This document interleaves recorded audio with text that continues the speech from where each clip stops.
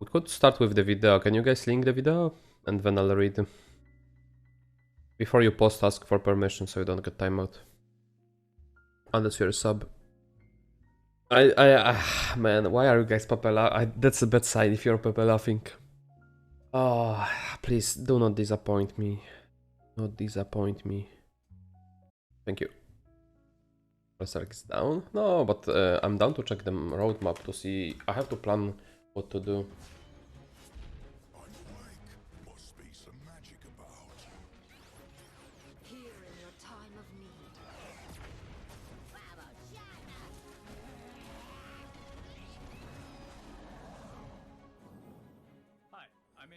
Design Director for Legends of Runeterra. I want to introduce you all to Brett Freeman, Director of Strategy, and Dave Guskin, Game Director. Today, we're going to chat about our approach to PvE, moving to 2022.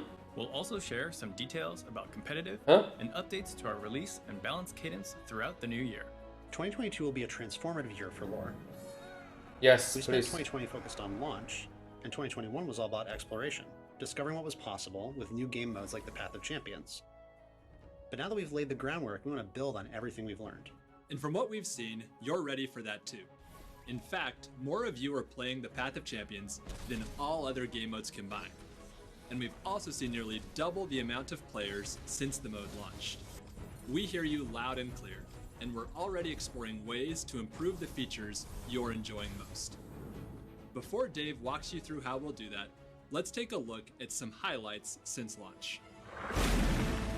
That's how we do things in Bilgewater. What would you ask of a man with nothing? To die with honor. Guess what's skin? We're getting hot, hot, hot! Sentinels, carry the darkness! Fight for the light! Oh my, what's the correct protocol here? Tomorrow has never looked so good!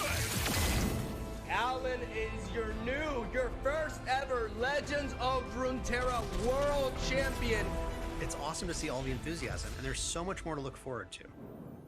Heading into 2022, the team is focused on bringing you even more storyful adventures and refining the single-player narrative experience with new champions. Exposure, later this year, we're going to shift our attention to new PvE features, so there are always exciting challenges waiting for you. The Path of Champions was our first attempt in introducing this type of progression system. Fuck PvE, give me competitive info. We're planning to remake the game mode to be even more immersive and rewarding in the next release. Yeah, don't care. I mean, okay, it's good for game. Plays through upgrades that are more intentional. Brings casual players. Maybe you want to swap cards in your starter deck, or change to improve your passive powers. We're working on ways to give you more ownership over how your champion's story plays out. Now, an overhaul like this is going to require a progression reset, but that won't happen until the spring, so keep the feedback coming in the meantime. The team wants to hear from you so we can make the Path of Champions the best it can be. As our priorities shift for all this new content, some features like expeditions will churn out until we have a chance to reimagine a draft-like PvP experience. But as of February 15th, we've uncapped the number of times you can get weekly rewards, so if you've got tokens left, make sure you get your last runs in before the spring update. Thanks again, and stay tuned for more PvE news in the coming months. Now Andrew will take you through the rest of the roadmap for 2022. Thanks, Dave. First, let's talk content cadence. Bandle City marked our final region, so we won't have the same update schedule as we've had in the past. After A Curious Journey, we want to focus on standalone expansions that each explore something new. These won't always be the same size or even shape, and they'll add champions to both PvP and PvE. It's important to highlight that Runeterra is so much more than just a collection of regions. There are many champions who wander from place to place or have conflicting loyalties. Champions that could also bring unique mechanics and depth to gameplay. We're calling these Runeterra champions, and they'll break out of traditional region rules. So how do these Runeterra champions work? Well, luckily, one of them has kindly offered to give you a peek behind the curtain. Pog. You've probably heard of him. Jin the Virtuoso. Art requires a certain cruelty. Each Runeterra champion has specific deck building rules that are unique to them. Pog! That's actually so good. Allows you to include cards with skills from all other regions. This opens up a ton of new ways to strategize. It's really cool. And we can't wait I love that. to see how other Runeterra champs will shake up. Just don't be shit. Expansions to come. Just don't be shit. Next, a quick update on competitive. Okay, for this to be good, the champion needs to be extremely powerful, like straight up broken. It needs like, because the deck building cost is so high, you need to make him literally broken. Like when he comes down on the board, even if it's for mana, opponent has to fucking struggle with that unit for fucking 3 rounds at least. 22. Seasonal tournaments are here to stay, and the best players on each shard will be able to compete for prizes, glory, and a chance to enter into our 2022 World Championship. However, this year, we're no longer holding official broadcasts for each seasonal tournament. Instead, we're going to double down and devote all of our efforts to Worlds this year to make sure it's the best experience possible. Lastly, I want to talk about our balance cadence. Yeah, but hold on. What? Okay. What? Wait. What? Info? Wait. Did I miss something? Glory, and the best players on each shard will be able to compete for prizes, glory, and a chance to enter into our 2022 World Championship. However, this year, we're no longer holding official broadcasts for each seasonal tournament. I mean, yeah, that was expensive. That's a good call. Like the amount of the money they spend on the casters, probably each seasonal is just not worth the exposure. Like I was surprised they were like hiring so many, especially for NA. EU had only like Panda and Mogwai, which is fine, but NA had like fucking 6 different casters. Like that's a lot of people on payroll for not that much of the content. To make sure it's the best experience possible. Lastly, I want to talk about our balance cadence. We just saw a massive balance patch drop with over 30 new changes, and you can expect more patches like this every other month. Thanks to your input, we've brought some familiar faces and strategies like Control back into the limelight. Yes, please. Fucking but why are you showcasing Darkness as a control, please? And also adjusted some archetypes to more reasonable power levels, like Azarelia, Yordles, and Kinku Wayfinder, who, as it turns out, was really just 3 Teemos in a trench coat. Like the great outdoors. Okay. Beyond our updated cadence, we're always keeping an ear to the ground to solve emergent issues, even if they fall outside of a scheduled patch window. So keep that feedback coming, and the team will keep making adjustments so the game stays fresh and fun to play. Now here's Brett to wrap things up. With all the new content Andrew just talked about, we know you're wondering about rotation. So here's the official stance. It's complicated, especially for a game like ours, which relies on champions and their supporting cards. We understand the problems that rotation can solve and are keeping a close eye on them. By the way, you might have noticed a different loading screen last time you logged in. Or maybe you used the colorblind mode released last year. Or seen how Click UI has expanded beyond labs for better accessibility. We definitely want to keep releasing these kinds of quality of life updates where we can in 2022. Finally, let's take a look at where... Okay, hold up. Why do you even... Okay, this is... If you don't have info about rotation, just don't talk about it. Like, why would you bring it up if you have nothing to say about it? What? There's like zero sense. If you have nothing to say, just don't say it. Like it's obvious for everyone that if you don't talk about it, there is no plans towards it, and there is no point bringing it up. The personalization is headed this year.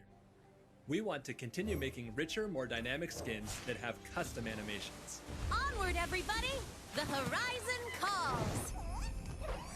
Is it the mustache? Who knows? Oh, yeah. Brighter than before! Yes. We're also planning to add themed champion spells to all of the existing epic skins in April. Additionally, we'll release free Arcane Jinx and Vi skins to celebrate Lore's 2nd anniversary in that same patch. Free? Pouch jump. Enjoying the arcade battle event, keep an eye out for more events later this year, including Pulsefire in the spring. That's all we can tell you for now.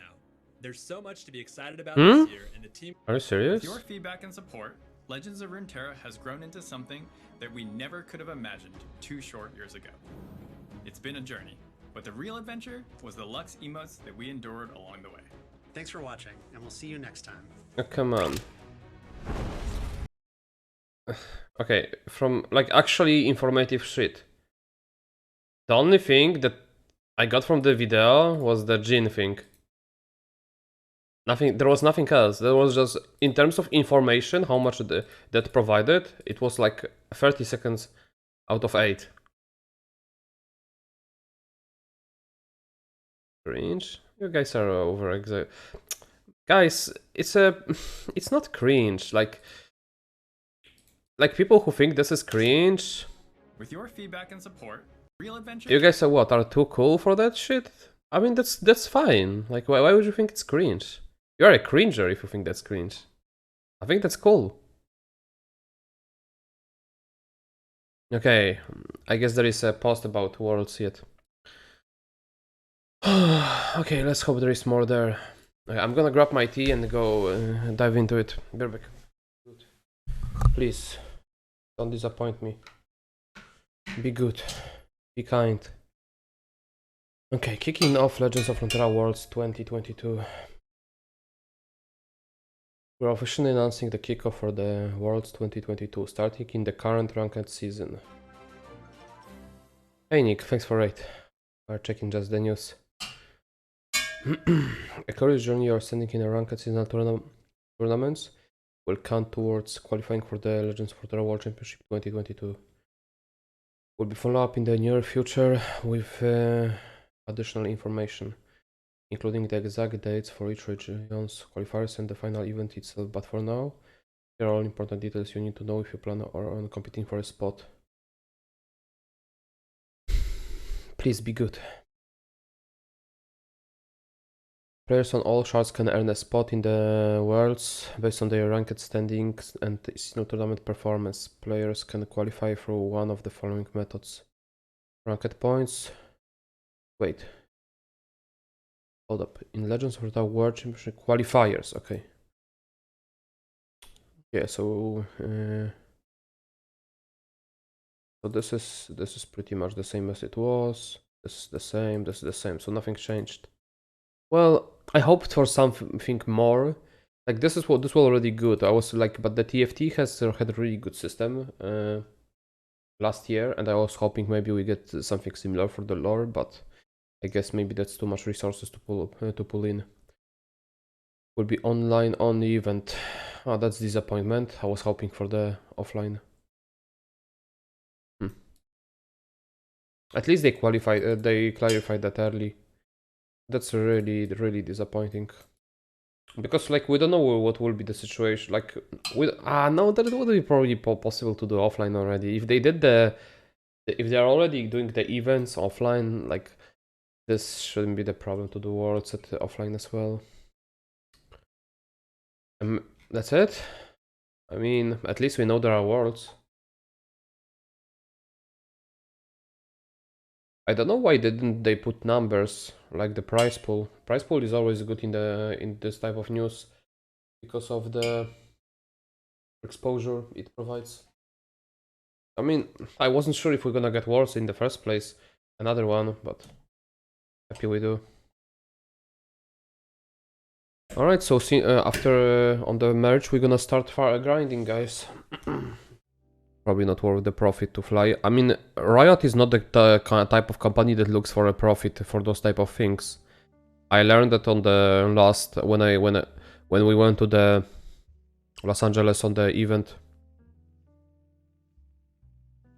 Like they are not looking to make it. They are not looking to make money or make it cheap.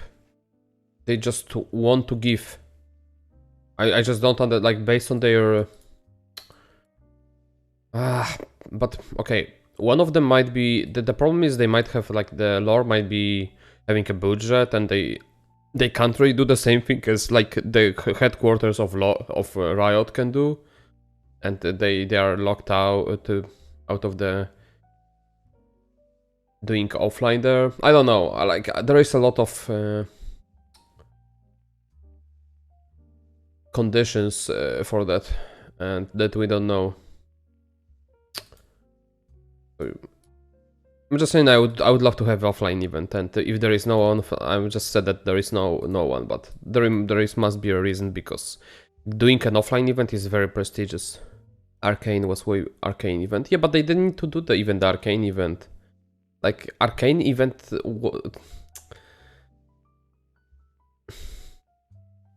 I mean, they didn't. Okay, doing it made sense, but they didn't need to invite so many random people like me, and they could made it half of the price. Random? Yeah, just because I'm world champion doesn't mean that, like, guys. Lore is very small in comparison to other games in the Riot universe. Okay, just let's skip that part. I mean, I'm happy there are worlds. Like that's a very good information because I wasn't sure. I don't know, like I don't know the numbers on the YouTube, on the Twitch, and I don't know the numbers behind the concurrent users, players on the game, and I don't know if it's worth for them to make the worlds every year. And I was worried they might cancel it, but so I'm very happy there are worlds, and so I can keep rolling. Because if there would be no worlds, I don't know if I would playing, because there would be no like goal to improve. There would be no reason to improve or get better and practice. Like worlds makes me want to play the game and makes me excited to play the game, because like even if it's you shouldn't be aiming to like qualify for the like you shouldn't be thinking, maybe that's better said, that you're gonna qualify, but trying to do your best to do that is what's fun. Major balance update March 30. Oh, that's so late. So until March we just played the fucking broken deck to climb, and after March we start theory crafting and doing actually decks, preparing for the seasonals. Major balance updates. Wait, so they want to they plan already a major balance update after a major balance update? Okay. I mean, I wish they did this in the correct order in terms of like dates. Like it looks like there would be first expansion and then that seasonal tournament, which is obviously not the case. It might be misleading. How do you guys like it? What do you guys think about all of that? Like the dev video, roadmap, and the world's announcement. Do you like it? Do you hate it? Do you love it? Do you think we should worry about competitive, or will it be fine even 2-3 years from now on? I do not know. I mean, I think you should be living year by year, and again, I think there will be, if they committed to the next worlds this year and they improve the game farther on, the game will just get bigger and better. Because right now it's going to good direction. There are some questionable like balance-wise cards, but that's easy to fix. But the direction is good. The problem is, and the decisions are, I think, good for the competitive, especially cutting like the expenses in the unnecessary places. Like again, I think the seasonal casting was kinda pointless for me as a like when I try to watch the seasonal, like it's what the EU made more sense. Like you just need 2 casters. I don't know why they were in an hurry hiring fucking million casters instead. But I don't think seasonal requires casters. It doesn't have the format is not that great for casting as well. Like there is too much downtime as well. Heavy RNG is now there. What? Where? What heavy RNG? The game is way better than the base set. The game improved like fucking massively since it got released in the base set. I think only competitive players dislike Manifest and Invoke RNG. Casual players love that mechanic. I am competitive and I love the mechanic as well. And it's very good for casual players because it's fun. There is no shot people hate the mechanic. what I mean, that 95% of the people doesn't play. There will be always like 5%ers, like the exception of for that. Am I playing lore in February? No, I'll be playing lore in March. I'll be playing purely Lost Ark in February. I'll start the grind on March. I have some goals I want to reach in the Lost Ark, and once I reach them, I'll come back on the... I'll be getting back to my regular lore streams and the grind.